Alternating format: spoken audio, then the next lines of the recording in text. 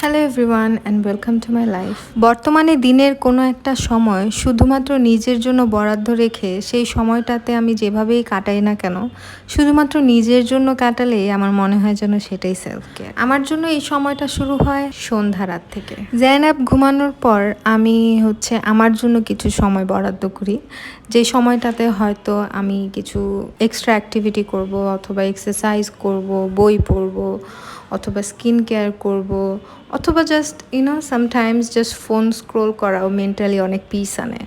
সারাদিন সব সময় যখন অন্যের জন্য কেয়ার করা হয়, অন্যের জন্য সময় স্পেন্ড করা হয়, তখন নিজের জন্য কিছু সময় আলাদা না করলে লাইফটা খুবই ডিপ্রেসিভ হয়ে যায়। বিষয়টা আমি আরও ডিপলি বুঝতে পারি আমার পোস্টপার্টাম পিরিয়ডের সময়। হুট করে আসলে এত বড় একটা চেঞ্জ হলে এরকম ফিল করাটা স্বাভাবিক আমি মনে করি।